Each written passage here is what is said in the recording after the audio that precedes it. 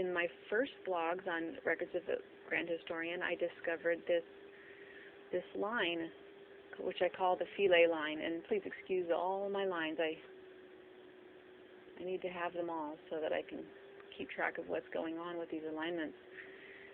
But this line, if you can see the hand, is the Philae line. And I first looked at Palatine Hill, the start of Rome next to the Tiber River. We'll zoom in here really quick. This is the start of the Rome where the twins, Remus and Romulus, were nursed by a wolf and then became so violent that they killed each other. And the winner of that death match was the first emperor of Rome. So this is celebrated every year in a festival called Lupercalia, and it's also celebrated in the U.S. We have leaders and events that are tied to Lupercalia, and the reason why Lupercalia is important in the U.S. is because the Washington, D.C. is actually a Roman city-state, and if you look around the symbolism of the U.S., we are actually still under the rule of Rome. And if you disagree with me, just please do some of your own careful research before you waste your typing, because you will not convince me if you have not done your own research. So this is the site of Lupercalia, and this line, when you back out, it's straight, more or less, with the supposed curve of the earth. I followed this line up. I wanted to see where it went, so I connected it to Stonehenge, because I was interested in Stonehenge after studying the work of Wayne Herschel, where he showed that Stonehenge is symbolic of the wormhole star of Ra. So this is on the Philae line. Also, I learned later that the zoom in so I can say it right.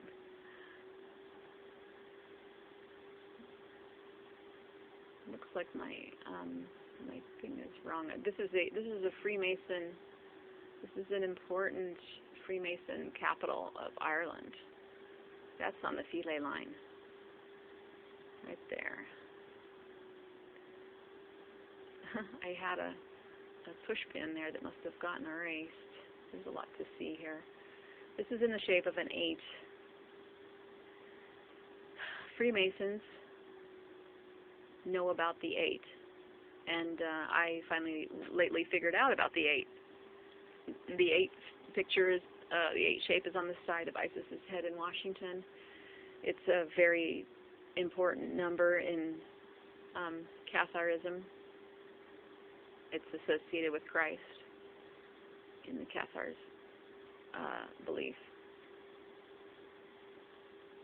So this Philae line, I just want to point out to you in case you are a recent listener, goes right through Paris. So I had to zoom in and see what was in Paris right there, and look what I found. I found what I call the Eiffel Tower Solar Man.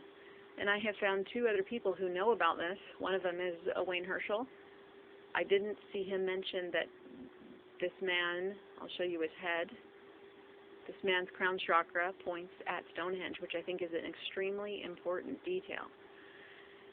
And his feet point at Lupercalia, Palatine Hill, which is another extremely important detail. So I didn't see that, but also Scott on Scott from Secrets in Plain Sight, he found the what he calls the Vitruvian Man, in which the Eiffel Tower is the penis. And I'm going to say, yeah, it's possible that there are, of course, mirrors. They love to encode in mirrors, so I'm going to say that's totally possible that there is an upside-down man and a right-side up. This Eiffel Tower man that I found, there are a few important things to mention about him. One, he has a pineal gland that is 1.01 miles from his feet. He has the 101 gateway number that we just talked about with the Cathar castles. So he is a symbol of a gateway, and his head happens to be pointing at a gateway installation The Star of Ra is a wormhole, and that is obviously a gateway. His feet are pointing at another gateway, CERN. So these are connections that are just not to be missed. All right, so like I was saying, these are alignments that are not to be missed. The 101 number here at from the pineal gland, it's very important that it's the pineal gland and not the crown chakra. I think there is a crown chakra symbol right here, and I think it is this little shape that shows you the top of this person's head. All these avenues are like ideas. These, I don't know if anybody else on YouTube or anywhere else is talking about these shapes, these horn shapes, and also the horn shapes of the Anunnaki, the horn shapes of the Vikings, and what they really mean in terms of brain symbolism.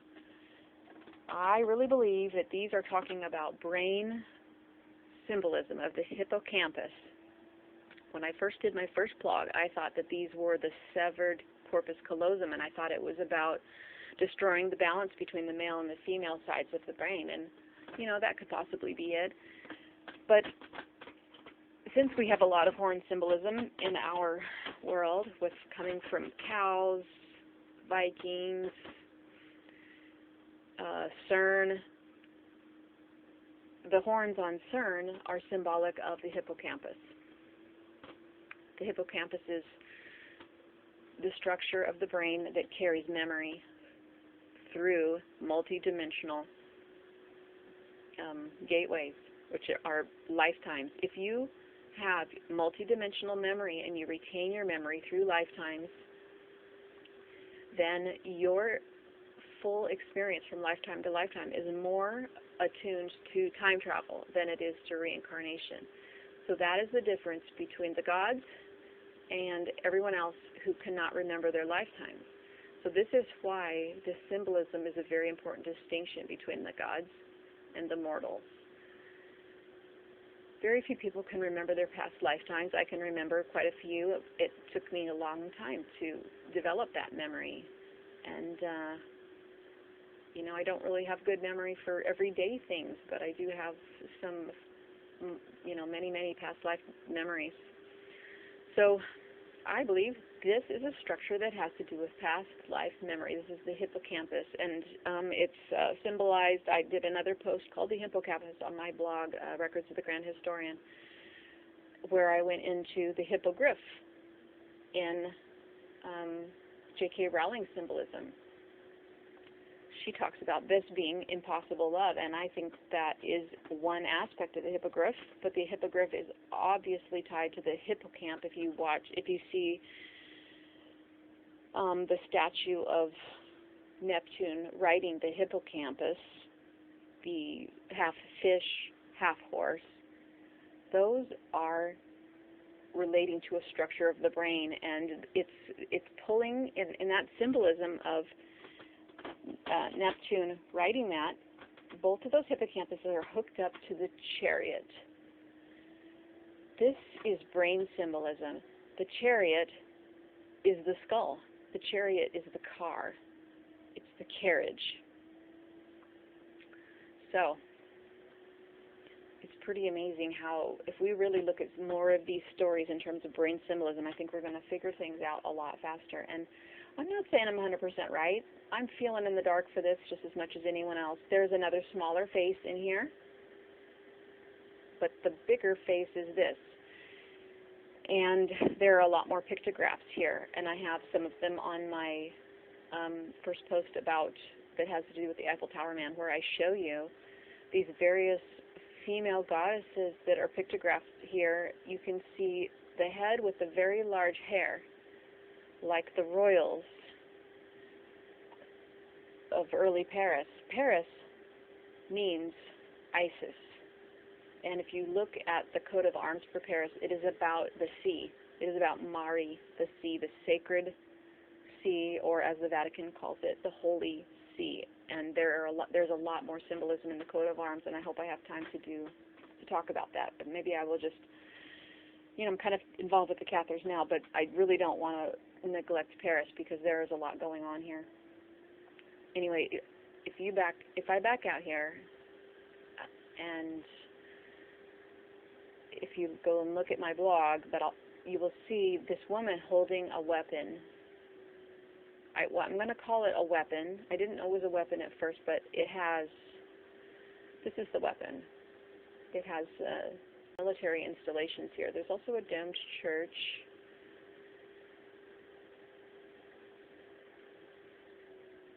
Anyway, the way she's holding it looks like a weapon. I can't remember why I thought for sure this was a weapon. But this right here is the weapon. And it splays out later on the beams, and then it comes back here to this elbow, which goes up. Let me turn this a little bit. Goes up. Actually, the elbow goes to the shoulder, which goes to this shoulder up here. And then this is the head.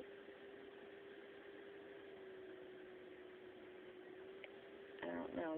They outline it in yellow. It's almost like they want you to see it. And then this is her dress coming down here, if you can see it with my cursor. And this is drawn on another blog if you want to go check that out. There's also a mermaid here. If you see her knees bending this way, and then there is a flipper. And I believe there's actually two flippers. The one is really easy to see. And I'm going to work more on that later. So anyway, we're just summarizing as much quickly the Philae line. So the Eiffel Tower man's feet point to CERN. Let's go down here to CERN. And I will show you that CERN has a 101 shaped building from the sky. We have so many 101 themes. This is a gateway. 101 is also the gematria for Jupiter. And depending on the spelling, Osiris, because I think that they handed us down the wrong spelling of Osiris. Shocking that they would hand us down the wrong spelling of Osiris so that you couldn't tie it to any of the other Roman or Greek gods. But Jupiter is 101, and Osiris, if you spell it with an I in the end instead of a U, is 101. And Zeus is Jupiter, and I have found Zeus in San Francisco with Highway 101 as his tail on the back. So this 101 symbolism, I am not making this up. It really is here. It's over and over again. If I was making it up, it would be in some places and not other places. I'm not trying to convince you. I don't care what you think. I just want to help people. It takes a little bit of momentum to break out of the brainwashing. So, I kind of feel like if we hit some of these 101 things hard, it's going to help people who are ready to break out of the shell of the brainwashing that has been imposed on you. All right, so here we go. Following this down. If you've ever done headings in Google Earth, you will know that they change quite a bit. And there is a system behind this that I do not understand and I don't think has to do with a globular model of the Earth. And that is another story. So we have Castle Sonio. I did not think that Castle Sonio was a major site on the Philae line, except for then I found it near the Philae line, but it also connects to Astana Palace in one of these.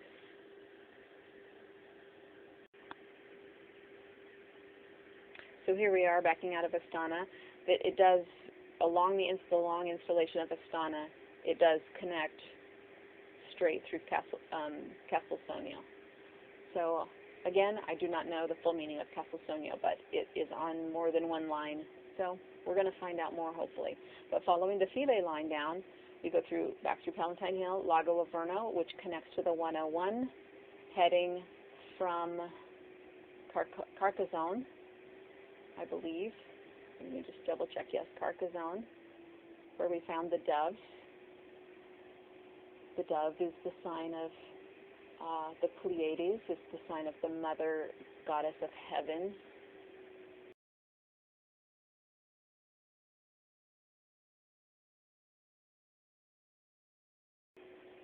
Mut, the ancient Egyptians, the ancient Egyptian mother goddesses of the deep sky.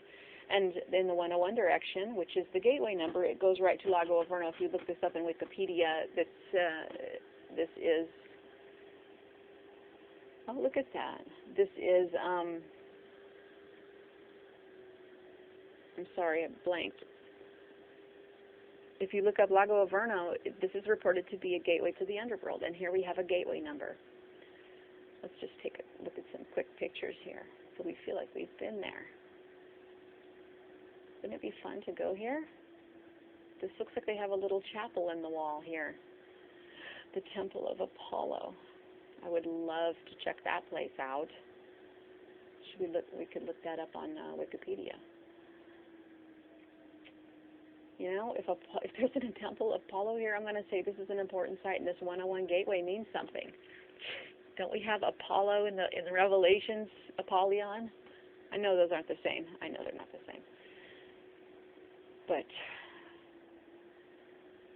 okay, we're still talking. I'm trying to stay on track here with the Philae line. I'm just going to show you the whole Philae line. Here we go.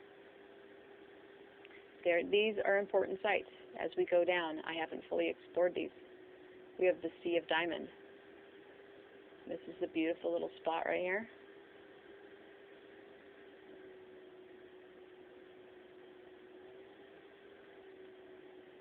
Backing out.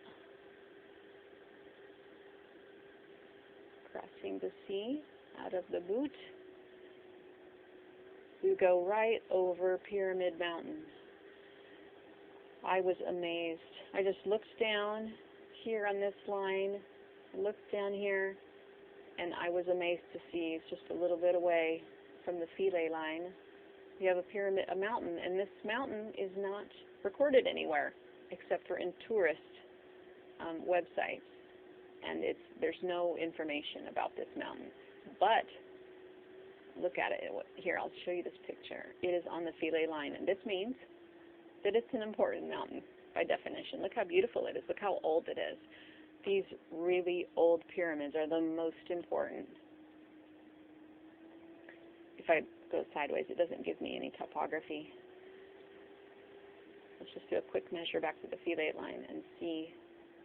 It also goes, I measured it from the Great Pyramid. Don't remember those statistics right now. Here we go. 68. 68 is, and miles do matter. I know you think that the Egyptians didn't use miles, but miles and the Egyptian cubit are all based on sacred ratios. They're related. So they use so you can't say that the miles don't matter just because it was done a long time ago.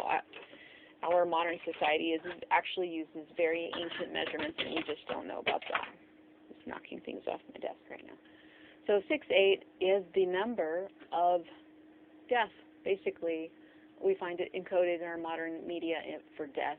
It's 8 foot long, 6 feet deep. All right, let's go down farther to the very first temple of Isis, the very first temple of what is known by the Egyptians to be the Mother Sky Goddess. She is the granddaughter of Tefnut, probably the great-great-great. I don't know how all these great-greats go with all of the mother goddesses of the skies, of the deep skies. These are mother goddesses of the deep skies. And the deep heavens, even in our Bible, says that those were waters. And we have ancient association with the deep heavens being associated with the fish. So I don't think that's a coincidence. We're going to just take a quick look here in the inner yard of the Temple of Isis. I don't think it's a coincidence that Isis and these ancient mother goddesses of the deep heavens are associated with fish. And we have, when we look at Tefnut, we see fish. Probably if I looked around here enough, I would find fish. A quick aside, these on Tefnut's, if you go to my blog, the Tefnut shoe post shows a fish swimming past 7 what you would call possibly blue lotuses. They are in this shape of these columns of a blue lotus. If you go there and look at that, you will see that a fish is swimming by that. These lotuses are also heavenly symbols. It looks like I'm about to have a display crash on my computer. When we look up, when we stand below these lotuses and we look up, we look at all these W's for one thing right here on the bottom. The W is the sign of the dove. It's the sign of the Garuda. It's the sign of the mother goddesses. When we look up, we see the curve. If these were joined, you would see a dome. And these lotuses show you the shape of the dome sky. And when you look at the hieroglyphs of these pharaohs, they have one or two domes. And if you listen to the academics, this is the upper and the lower kingdom. Well, have you noticed that kingdom has the word dome in it? And so does freedom has the word dome. These are the upper and lower domes. And I believe these are the upper and lower domes of the chalice. And so if we look up here at the blue lotus, it shows you the shape of the dome. And I think that this fleur-de-lis, see right here? This fleur-de-lis pattern, which we see everywhere, there's a fleur-de-lis on a bakery right down the street from where I live. This is a code for the shape of the dome. It's a code for the shape, the way that the stars move. You see how these, if you can see my cursor, this is one of the sticking points for the flat or lens Earth shape. Is that how is it that the stars move in one direction in the southern hemisphere and in the other direction in the northern hemisphere? This fleur-de-lis feather right here, this big one, shows you the equator. This is the sign of the equator. This feather is also in the Lincoln Memorial. It's everywhere. It's literally everywhere, this feather and the fleur-de-lis, and it shows you the movement of the stars at the equator. Some of the stars are turning to the right, and some of the stars are turning to the left. And this is because of the movement of the dome, the movement of the spheres. And this is why you will see royals holding a sphere, or Roman commanders holding a sphere. That's not the earth. Those are the heavens. Those are the spheres of the heavens, and they move in a certain direction. And from the lens-shaped earth, the skies, the stars appear to move in these divergent patterns, divergent to the right and divergent to the left. If you look east at the horizon, and this is what, so this is a secret hidden in plain sight. These fleur-de-lis everywhere. Everywhere you see a fleur-de-lis that has to do with a well-connected person on a coat of arms, those are people who understand the true cosmology of our world. The dome. Let's just take another look around here since we're here and I'm making a long video. Very long. It'd be so awesome if I found a fish. There's pictures over here. If you walk over to this part of the temple, there's pictures of somebody beating the crap out of some slaves. And I have some wild theories about that too. I have tried to take a close look at these hieroglyphs and using a photo editor. I'm going to back out here and show you this other picture. I'll walk in here. There's a whole other temple to explore on this island. Supposedly this is where Osiris was buried, and we hear in the news lately about this robot that lands on a comet, and its name is Philae, and it is pointing to this island. And this island, that's why I call this line the Philae Line, because this is the first, it's kind of between the Pyramid Mountain and this one, for which one was here first. But here we have a god or goddess beating a slave or a few slaves. Because this is in time lapse, she could be holding a bunch of slaves by the hair, or she could be holding one slave who is shifting multidimensionally. This leads to my other wild theory. Humans in the old days, before we lived in metal buildings, and you'll see that this temple is not metal, and during these times the people did not wear metal and they did not live in metal buildings. They lived in purely healthy fractal environments. Humans were able to shift interdimensionally, and this made them to be very, very poor slaves, because it's very hard to tell someone what to do when they can just shift interdimensionally. So I'm not sure why we have a picture of her beating a slave. Maybe she's not beating a slave, but I have read that these gods were proud that they did not kill slaves, and so they would show pictures of them beating slaves to show that they did not kill. So I'm not sure what to think. I'm still juggling all these clues here. We see some writings up here. We have the 3 divergent, that's the fleur-de-lis over here. Hard to see everything else. I do not know what this is on her head. Someday I will know that. All right, so I'm going to back out of here, and I'm just going to show you the Philae line again. It does go farther south, and there is something interesting down there.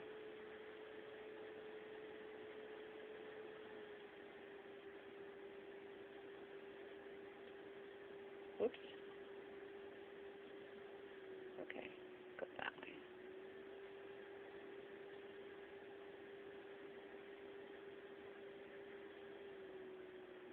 That's the Philae line. So I just wanted to review that. All right, lots to see, and I'm going to keep looking at these Cathar churches. And I hope to come back to Paris and show you more things in Paris. Where am I? Oh yeah, we're over here. All right, till next time. Thanks for listening. Talk to you later. Bye-bye.